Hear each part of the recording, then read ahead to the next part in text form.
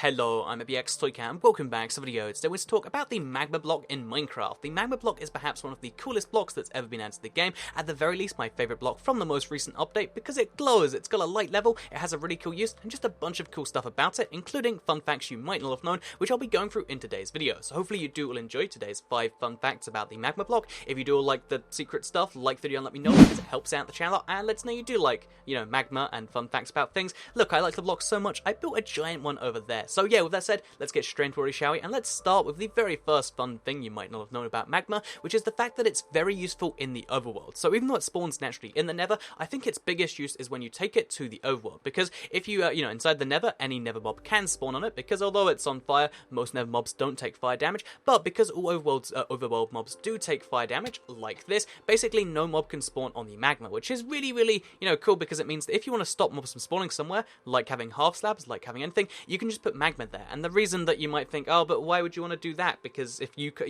make it so mobs can't spawn there, you can't walk over it without taking damage. Well, the second fun fact here is the fact that you can walk over Magma blocks without taking damage, and there's so many ways of doing it. So, first way is just to crouch across it. This is the most, useful way if you're just walking over someone else's Magma, but still, you can crouch over any Magma blocks and you won't take damage. The exception to this is if you're, like, jumping and crouching, so, like, if you jump crouch on something, you usually still take a bit of damage. Wait, let me show you this. So, if you jump crouch on something, you sometimes take damage. I mean, not right now, but there you go, you can see it, just like taking damage like that. But generally speaking, if you're crouching, you won't take damage on Magma. If you have Frostwalker boots on, you will not, just like this, if you have Frostwalker boots on, you will not take damage on the Magma block. If you have fire resistance on, so let's take these off, so as you can see, damage again, but if you take these off and put fire resistance on, it's going to help you a little bit, but if you have just regular protection, that will help too. Just like this, I still take hits, but I'm not taking damage. And then finally, if we take all of this off, there's one more solution taking no damage too, which is the fire resistance potion, because it is fire damage, and even though it's very little, this still means you can avoid damage by just drinking a fire resistance potion. So there's so many ways for you not to be hurt by the Magma,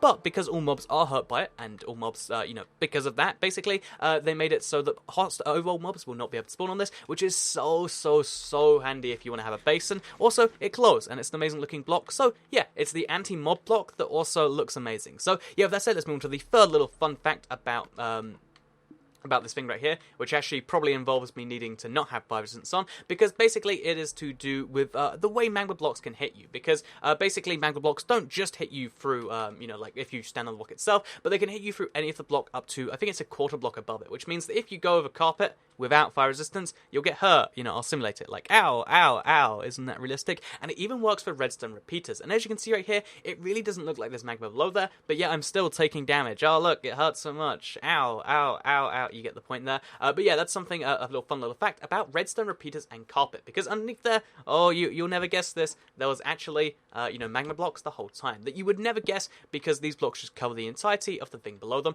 and to me, that's really, really cool, the fact that you can still take damage, even when it's like hidden away, and I reckon you can use that for some tiny traps, or like some jokes, or anything like that, because when people make, when people get hurt, they make a loud sound, and it's kind of like a security system that most people aren't looking for. So yeah, fun little fact about Magma right there. The next one here is to do with water buckets and Magma. Their interaction is really interesting, because obviously in the native Nether for the Magma block, this will never happen, because water doesn't exist there, but if you take the overworld and you put... okay, so what's meant to happen is, if you put it... Okay, let's try this again. If you put water on Magma in the overworld, what will happen is randomly, every few seconds, a Magma block will just tick and get rid of the water above it, and if that happens on the source block, then the whole thing will go away. Usually this takes about a minute, so you can have water which lasts for some variable amount of time, random amount of time. There it was literally like half a second. This time it might be close to a minute, but yeah, really cool, really useful fact for this is the fact that you can have water, which is one, constantly evaporating because it's Magma below it, but two, again, at some point in the future, again, I think the average, like, kind of time for it will be like 30 seconds or so, eventually, it will actually get rid of all the water altogether, which is really, really bizarre and interesting if you ask me. So, yeah, with that said, let's move to the final little useful secret about Magma, which is the fact that it brought a brand new death message to the game. So, this is one I'm going to actually need a milk bucket for, so let's go all the way back over to the other side of my world, milk a cow, drink the milk, and then get back here. Is that a cow? No, that's an enchantment table. They look pretty similar sometimes, to be fair. So yeah, let's milk a cow. Let's get rid of this fire resistance, because we don't want that here. And let's show you one of my favorite death messages that they added with this update. Again, it's a very sneaky little feature,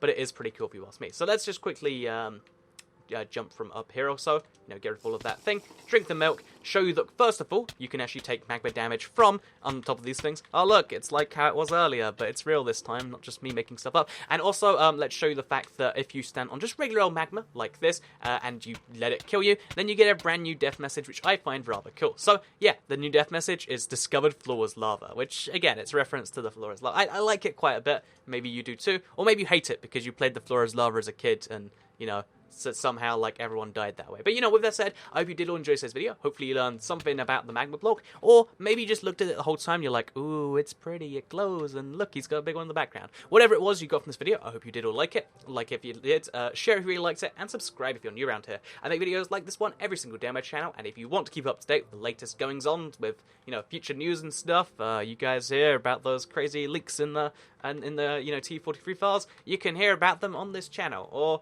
if you don't want to hear about them, then you can click the red X in your browser, and I'll vanish forever, never to be seen again. So with that said, thank you all very much for watching. Goodbye.